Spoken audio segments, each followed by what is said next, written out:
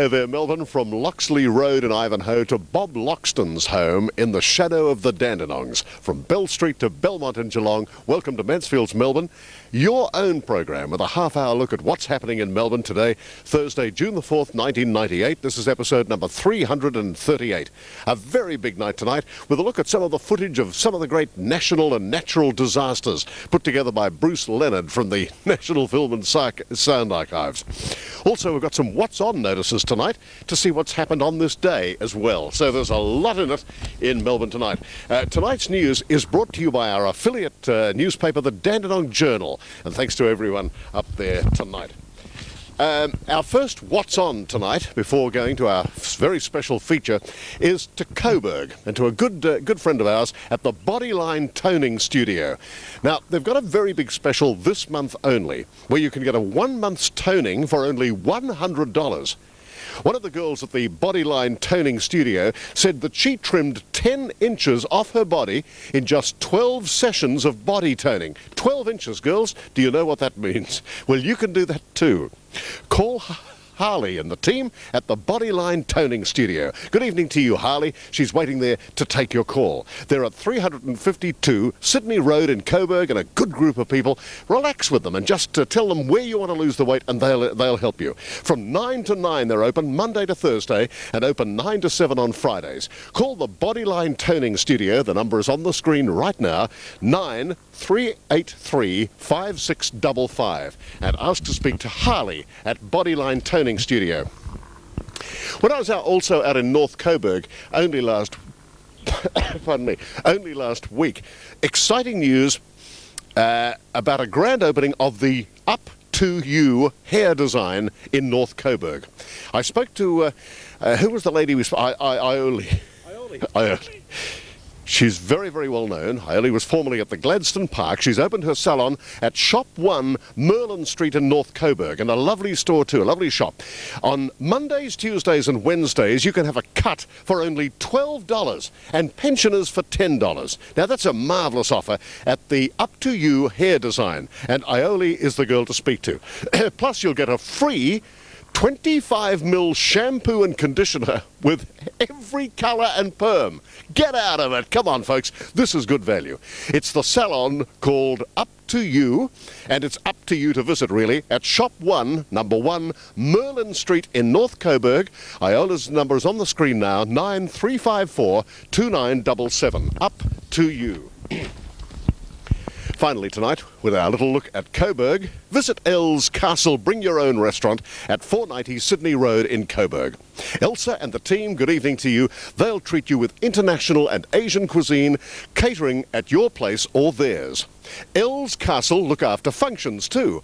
Group bookings are more than welcome, and it's buffet or a la carte. Elle's Castle also have an all-you-can-eat special for only $6, and they've got a wonderful array of food. For $6, folks, you won't do better anywhere in Coburg. Now, this is valid Thursdays and Fridays. That's $6 for lunch, all you can eat, or $10 for dinner, all you can eat. It's valid Thursdays and Fridays, but please, and I'm pleading with you now, folks, bookings are essential. Elle's Castle at 490 Sydney Road in Coburg. Numbers on the screen there, as we always say, folks. Book, though, 9354 8845. Well, we're taking a break now. It's a lovely evening as the sun sets in Melbourne. It's time to take a break.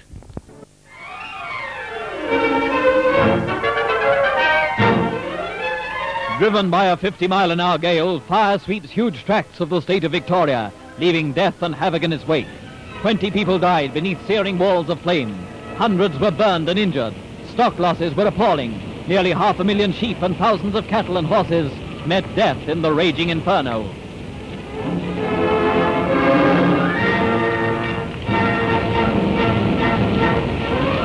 Farmhouses burn and dozens of unfortunate families see all their worldly possessions reduced to ashes in a matter of minutes. It is a disaster of the first magnitude. Damage is estimated at £2 million.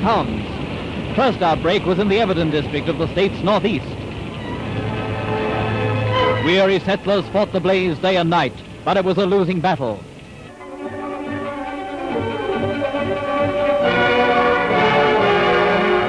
Army walkie-talkies kept firefighting sections in constant touch. and made it possible to move reserves rapidly to newly threatened points.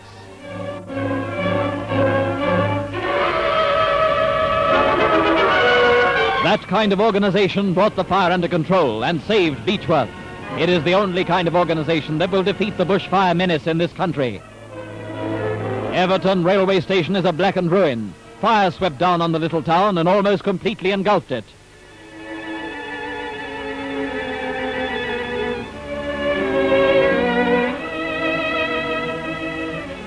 The tragedy of sudden loss of what they'd given half a lifetime to accumulate.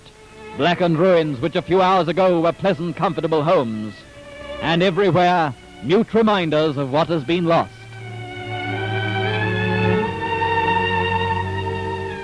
Grass as well as forest fires did great damage in the northeast. Tragedy struck this fire truck which, loaded with 7 men, was dashing for safety. All 7 were severely burned. 3 of them died of their injuries. Aftermath of a grass fire, a blackened countryside on which nothing lives. With a gale behind it, fire sweeps through scrub and tea tree at Beaumaris on Port Phillip. Magnificent efforts were made to stem the red tide, but they were unavailing, and 100 houses were gutted. Authorities estimate that more than 1,000 homes were destroyed altogether by the fires. Women and children took refuge on the beach.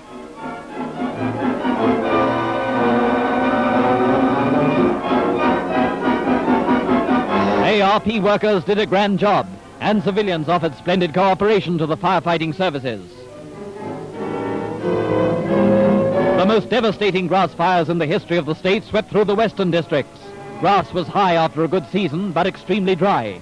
The fire tore through it as if it had been petrol-soaked. In the 1,000 square miles enclosed by Linton, Skipton, Cressy and Rakewood, hardly an unburned farm or paddock can be found. These are not pretty pictures, but they're published in all their stark horror, because only by the truth of bushfire devastation can the criminal insanity of carelessness with matches, unattended campfires, and hot clinkers from gas producers be forced upon the consciousness of an unthinking section of the public. And in recoiling from them, it is as well to remember that 20 human beings died in that tragic conflagration. Cameramen sent in scores of such shots, but they're all alike, the same horrible story of death and destruction. Many scenes were too pitiful to record. Maimed and blinded sheep waiting death at the hands of the humane killers authorities sent into the area. Almost certainly this national calamity was caused by carelessness. Surely the tragic panorama of death and devastation sounds a warning. For the next time it may not be 20, but 200 human lives and untold property sacrificed because of a fool with a match.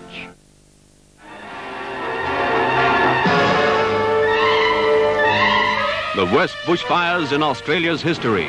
Fires that caused damage estimated at £2 million. The sun is almost blotted out by smoke and temperatures rise above the century. The Pacific Highway is cut north of Sydney as firefighters battle a blaze which destroys 2 homes and a factory near Woy Woy. Swept by strong winds, the flames race through the tinder-dry bush. Everything in its path is doomed. At Hornsby, a Sydney suburb, fire sweeps up from the bush and 8 buildings, including 2 schools, are destroyed. For 10 terrible minutes, the fire rages, causing £10,000 damage every minute. This 8-roomed home, owned by a former Shire councillor, is a total loss. There's no hope of saving the buildings, but volunteers risk their lives to save furniture and some possessions. Something rescued, but still the fire sweeps on. Timber yards go, a scouts hall, other small buildings, and the Anglican church. And then firemen rush to meet a new peril as the flames race into the grounds of 2 Hornsby schools. The Hornsby Girls' Primary School and Kindergarten are the first to go, burned to rubble in a matter of minutes. Where there are no hoses, wet bags beat out the flames, and all hoses are needed urgently at the Home Science School, where 2 blocks are blazing furiously. And then, the worst disaster of all. At Lura and Wentworth Falls on the Blue Mountains, a fire races up the valley without warning and strikes with merciless speed. This is one home in its path, one of nearly 150 houses and shops destroyed on a day the people of the mountains will never forget.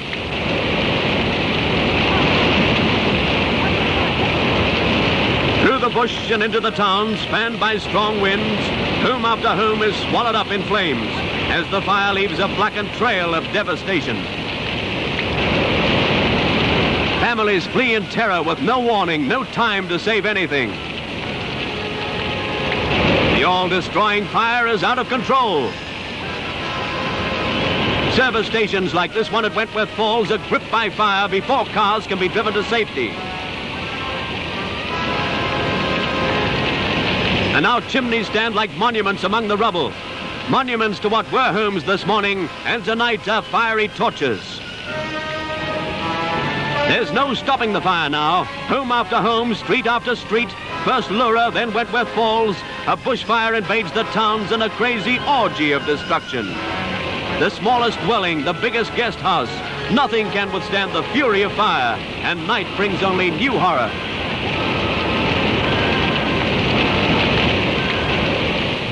And here's the scene at daylight. A scene of such devastation that police at Lura said that the town looked as though it had been bombed. The fires have destroyed 102 homes at Lura and left others untouched. From the air, it's like a chessboard of horror.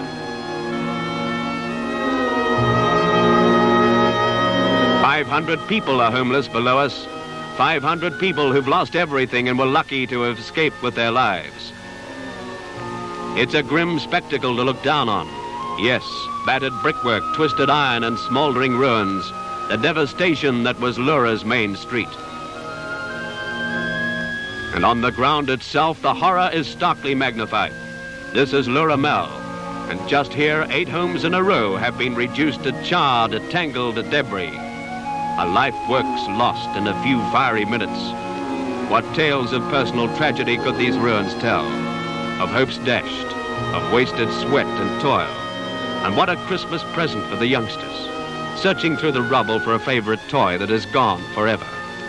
Someone lived here yesterday. Youngsters romped in the rooms, and our sad-eyed parents rummaged through the debris in a hopeless salvage quest. The chimney stands, and the rest is ruin. Multiply the scene 150 times, and that is the loss in the mountains.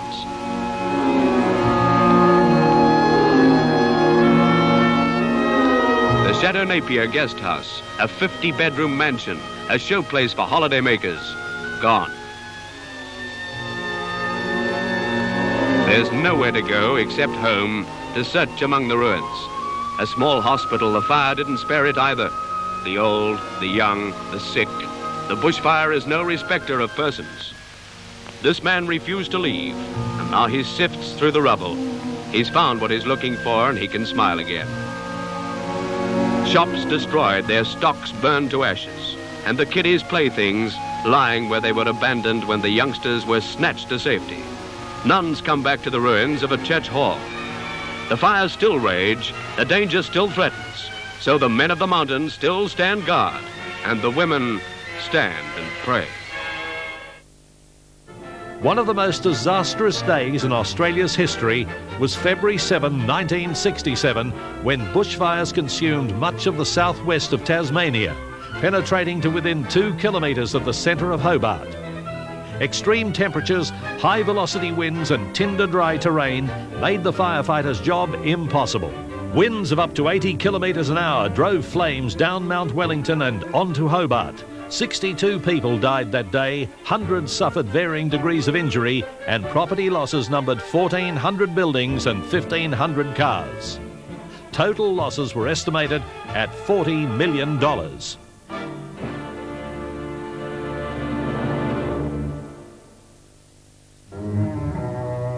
Some areas of the world are more susceptible to certain types of disasters than others.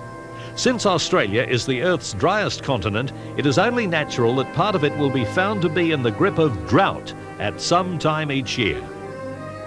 During a major national drought between 1918 and 1920, some pastoralists brought their sheep to Sydney and grazed them in suburban Centennial Park. Sheep losses in New South Wales alone during this period numbered 10 million.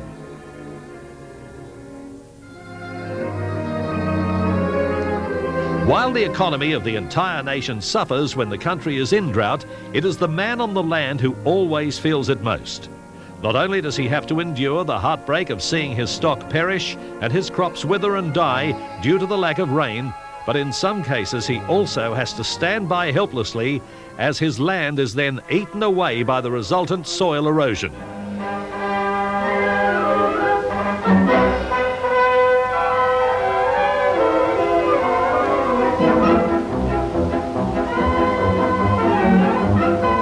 The good earth, true foundation of our civilization. Of the earth, water is the closest friend and the most merciless enemy. Water brings life to the soil, and water uncontrolled sucks out and sweeps away forever its fertility. This is the story of erosion by water, the tragedy of today which can resolve itself into the national calamity of tomorrow. When vegetation protects the surface, rain is absorbed, does no damage. Falling onto the litter of the forest floor, it soaks. What runs off takes no soil. But on loose, unprotected earth, water is the deadly destroyer. It sweeps the precious topsoil from fallowed wheatlands and from overgrazed hillsides. It cuts channels of ruin into the face of plenty. The water carries that precious earth to silt up valuable rivers. Many of our too few streams are being destroyed. As the river shallows, it has a tendency to spread, undermining its banks. That was fertile farm soil. Now it is useless mud choking a river. Abandoned bridge. Because the river bottom was raised by siltation, the bridge became useless. The new higher level bridge in the background replaced it, but it too will become useless if siltation goes on. The once beautiful deep Hunter River. A storage reservoir choked with soil from an eroding catchment area. That is what we should preserve. Riverbanks safely held by trees and vegetation. Nature undisturbed is doing the job. When man interferes with nature's balance, this happens.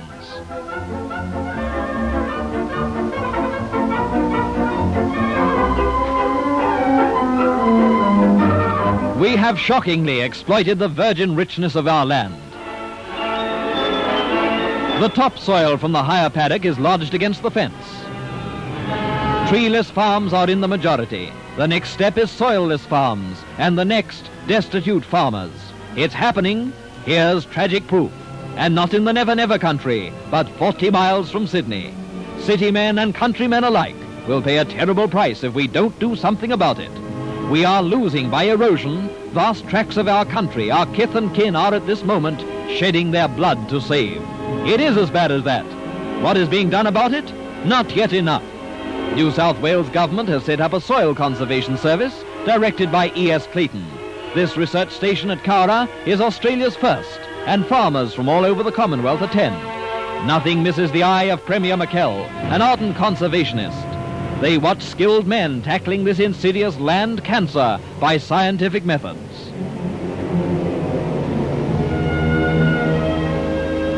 Meteorological instruments for measuring the rainfall intensities which cause the worst erosion. These are test plots with apparatus to measure the runoff and loss of soil under various conditions.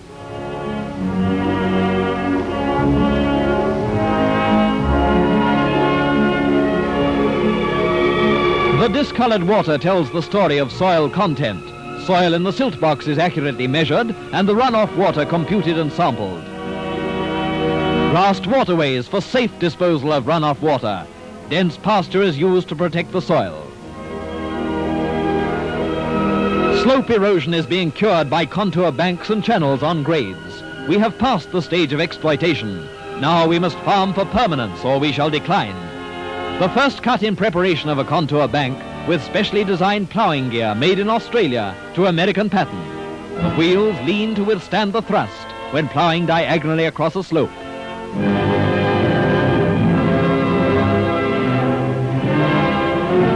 The newly constructed bank with a channel on the uphill side to carry off excess water, sideways, not downwards. A typical hillside after corrective treatment. Contour furrows protect and reclaim eroded pasture lands. Small dams in the furrows prevent collection of water at weak spots. This is a land of plenty. Nature has been generous, yet millions of acres of our country are washing away. Even with war at our doors, the foundation of the huge task ahead must be laid. And only with a full public consciousness of the problem can it be thoroughly attacked. We have in Australia far more urgent problems than beer, Sunday shows, excessive gambling. Erosion strikes at our very existence. We must quickly decide what the future will hold for us and for posterity. This or this? The answer is up to us. You've enjoyed the television programme, now read the magazine, Mansfields Melbourne magazine. The May issue is 112 pages packed with articles from Channel 31 viewers. Win a trip to London, win a defensive driving course, win great prizes. Mansfields Melbourne magazine, 4 magazines for the price of 1. The latest in show business news in TV, radio confidential, a 20-page Nightlines feature, and a special lift-out on the history of Melbourne radio. Mansfields Melbourne magazine, just $2 at your local newsagent, out now. Saba Furniture, where there's hundreds of lounge suites in stock. You'll save hundreds of dollars on recliner suites, leather suites, and occasional furniture. You'll save 30% on sofas and sofa beds. And there's free delivery too. Call and say hello to Joe and Maureen at Saba. See Saba Furniture's Superstore at 802 Burwood Highway, Ferntree Gully. They're open 7 days a week, and no reasonable offer will be refused. There's easy parking too at Saba Furniture, Ferntree Gully. You can call 9758 8200, 9758 8200 at Saba, 802 Burwood Highway, Ferntree Gully. And remember, no reasonable offer will be refused.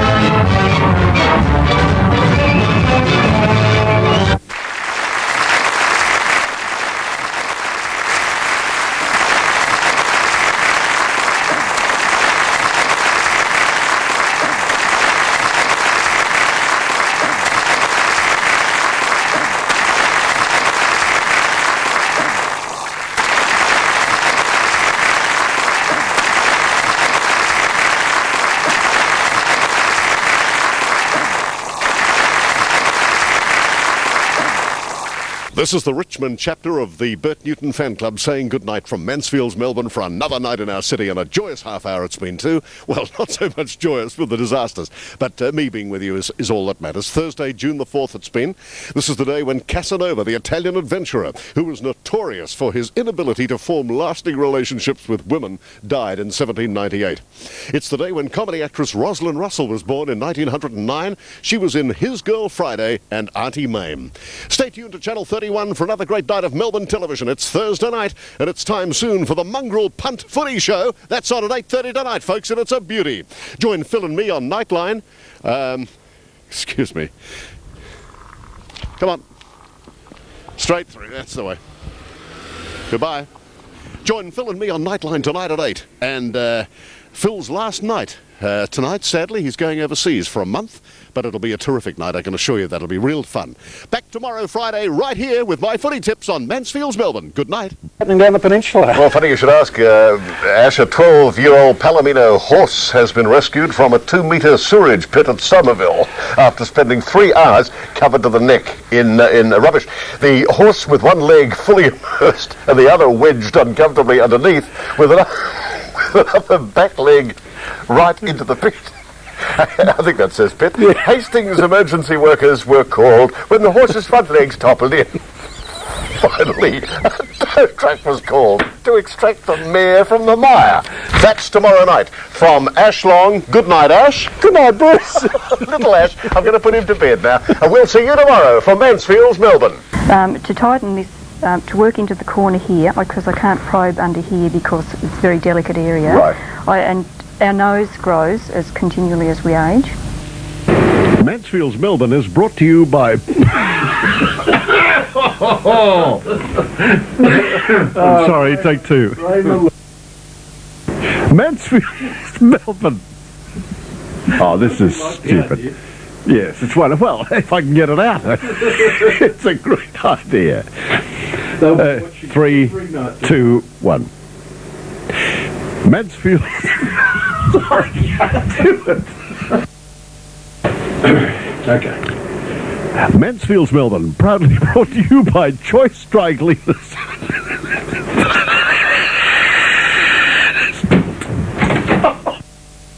Mansfields Melbourne, proudly brought to you by Choice Dry Cleaners for the removal of stains, spots and blemishes. Opposite Safeway in Walpole Street, Kew.